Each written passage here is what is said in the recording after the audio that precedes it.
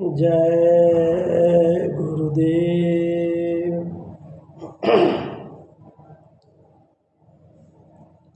सत्य का आनंद ही कुछ और है। सत्य में प्रकाश है, शक्ति है, ऊर्जा है, एक ताकत है, संस्कार है।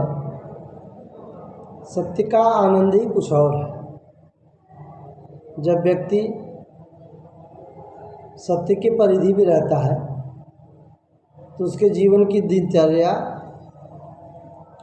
एक संयमित होती है, एक सद्भावपूर्ण होता है। सत्य का आश्रय लेकर के व्यक्ति संसार के सभी वस्तुओं की जो उसको आनंद की अनुभूति कराती है उसके बहुत करीब रहता है। सत्य का एक विचित्र खेल है। सत्य से जब व्यक्ति असत्य की तरफ जाता है, जो असत्य का आश्रय लेता है, तो जीवन उसका दूभर हो जाता है, मुश्किलों से भरा हो जाता है। और सत्य के साथ व्यक्ति रहता है तो वो उसके जीवन में एक बहुत बड़ा प्रकाश, एक आकर्षण, एक उसके अंदर एक बहुत बड़ी शक्ति का उसके अंदर प्रादुर्भाव हो जाता है। सत्य का खेल, सत्य का साथ, सत्य का आचरण, क्योंकि सत्य में समृद्धि है, संस्कार है, शांति है। सत्य में वो सारे सद्गुण हैं जिससे जीवन में हमेशा एक मंगलमय जीवन का अनुभूति होती है। इसमें किसी भी प्रकार का कोई मिलावट नहीं है। अब यह है कि सत्य का आश्रय लेकर के चलना कहीं न कहीं बड़ी मुश्किलों का सामना करना पड़ता है। व्यक्ति हारता नहीं है,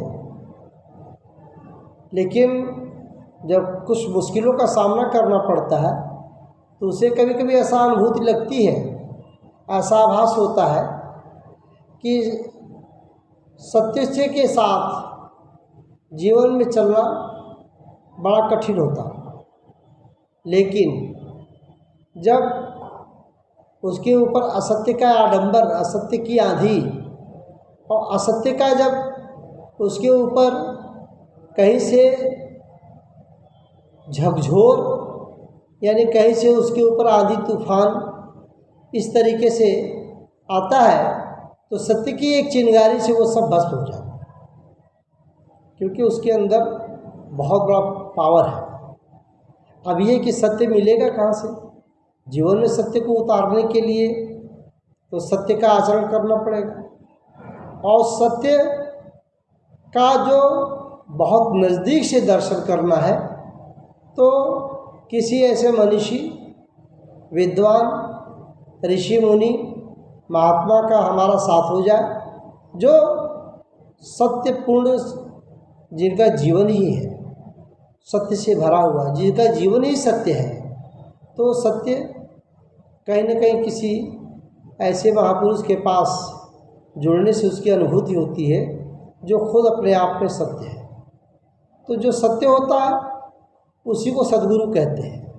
और जो सद्गुरु मिल जाता है तो वो जो नाम रूपी, यानी अपने प्रभाव प्रकाश से जो दर्शन कराता है उसकी अनुभूति और अवर्णनीय है, उसका वर्णन नहीं किया जा सकता है।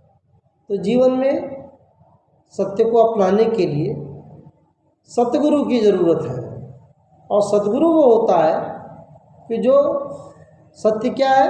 परमात्मा सत्य है, आत्मा सत्य है, सत्यलोक है, जहाँ जीवात्माओं का वास होता है, सत लोक में जहाँ सद्गुरु का यानी सच्चे सद्गुरु का जहाँ निवास होता है। क्योंकि जीवन में तो गुरु बहुत है। हमारे जीवन के जितने भी प्रसंग हैं, हमारे जीवन में जितने भी घटक हैं, हमारे जीवन में जितनी भी सीढ़ियाँ हैं, सब पर चढ़ने के लिए किसी न किसी माध्यम की ज़रूरत होती है। किसी न किसी माध्यम को हमको अपनाना पड़ता है, उस माध्यम को ही तो गुरु कहते हैं। तो सत्य साहेब कबीरदास जी ने कहा है कि गुरु गुरु बहु भांति है, गुरु गुरु बहु भांति है, अपने अपने ठौर, और शब्द सने ही सद्गुरु जो सबके हैं सिर पर। तो जीवन में इस मनुष्य शरीर में सत्य क्या है? शब्द है। शब्द जो जिसको पकड़ करके ये जीवात्मा ऊपर से आई और उसी शब्द को पकड़ करके जीवात्मा नीचे से अपने निज धाम को जब जाएगी तो उसको एक ही रास्ता मिलेगा, वो मिलेगा शब्द।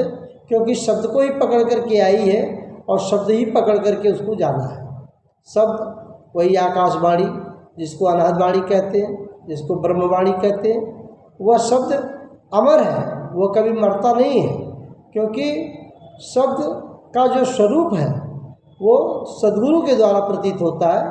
जब सद्गुरु सत्य से संपर्क यानी सत्य से जो उनका संबंध है जब वो करा देते हैं तो उसकी सही अनुभूति होती है। और जब सत्य की अनुभूति होती है तो उसको जो आनंद की प्राप्ति होती है जीवन में, वो परमानंद की प्राप्ति होती है। तो कहने का मतलब ये है कि जीवन में सत्य को उतारें, जीवन में अपने आचरण को सत्य से सुशोभित करें, संस्कार अपने जीवन में सत्य के माध्यम से बनाएं। क्योंकि असत्य के घेरे में जब हम रहते हैं तो चाहे लौकिकता में या आधुनिकता के चकाचौंध में या पाश्चात्य के लपेट में आकर के हम असत्य का आश्रय लेकर के क्षणिक लाभ यानी क्षणिक प्रसन्न तो हो सकते हैं, लेकिन वह दुर्गामी, वह सुदूर चल करके हमको दुखदायी होता है, दुख देने वाला होता है, हमारा जीवन कष्टमय बनाता है। इसलिए हमारी पूरी कोशिश, पूरा प्रयास तन और मन धन से, मन वचन और कर्म से ये पूरा प्रयास होना चाहिए कि हम सत्य के मार्ग पर चलें और सत्य का आचरण करें और सत्य के प्रकाश में सबको ले आकर के और सत्य के रास्ते पर चलाने के लिए सबको प्रेरित करें। जब सब लोग सत्य के मार्ग पर यानी सन्मार्ग पर चलने के लिए प्रेरणा लेंगे और सन्मार्ग पर चल करके अपने जीवन को सत्य और सात्विक बनाएंगे तो उनके जीवन में जो आनंद की अनुभूति होती है उसकी जीवन में संसार के किसी भी भौतिक वस्तुओं से या किसी भी भौतिक सुखद क्षणिक सुख देने वाली वस्तुओं से उसकी तुलना नहीं की जा सकती। सत्य सर्वोपरि है, वो अविनाशी है, वो उसका कभी नाश नहीं होता है। और जब सत्य स्वरूप ये जीवात्मा हो जाती है तो परमात्मा सत्य है और सत्य स्वरूप जीवात्मा है।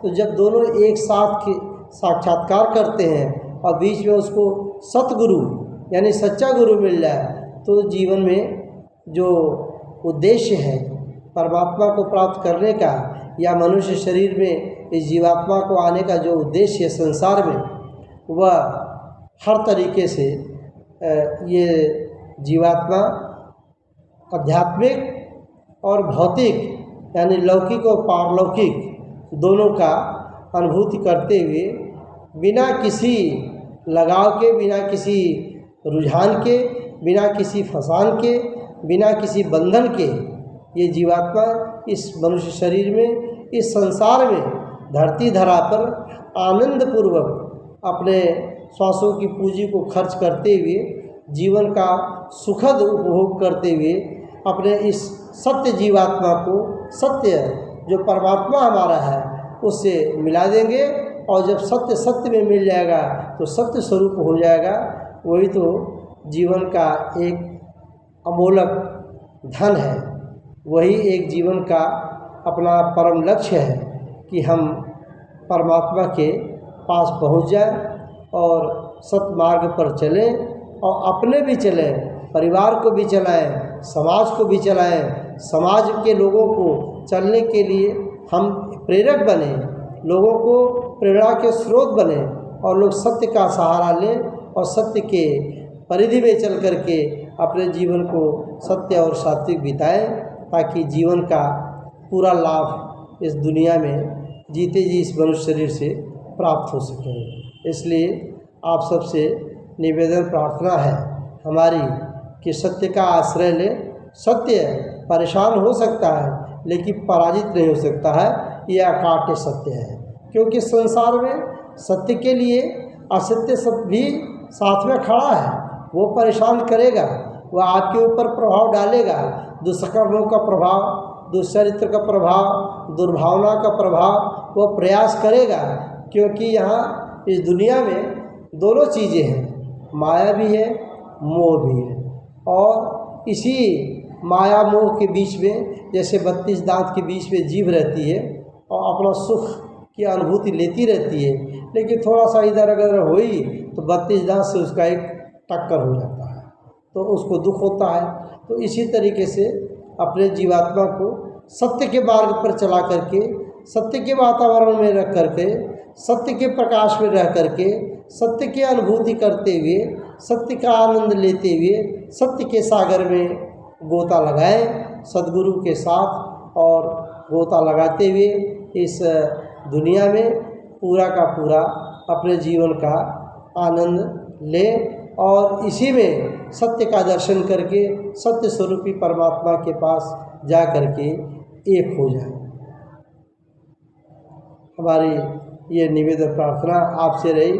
हम मंगल कामना करते हैं कि आपका जीवन सत्यमय हो, आपका जो ये अमूल्य समय है वो सत्य के में ही आप बिताएं और आप स्वस्थ रहें, मस्त रहें और लोगों को सत्य के का आश्रय लेकर के सन्मार्ग पर चलने के लिए प्रेरणा करें, जिससे समाज का एक अलग विकास हो और जो हमारा दुनिया में समाज में रहने का जो हमारा कर्तव्य है, जो फर्ज है, वह भी हम अपना समाज के प्रति निष्ठापूर्वक पूर्ण कर सके। इन्हीं आशा और विश्वास के साथ आपके सुखद मंगलमय जीवन की कामना करते हुए एक बार प्रेम से भगवान का नाम लेंगे। जय गुरुदेव।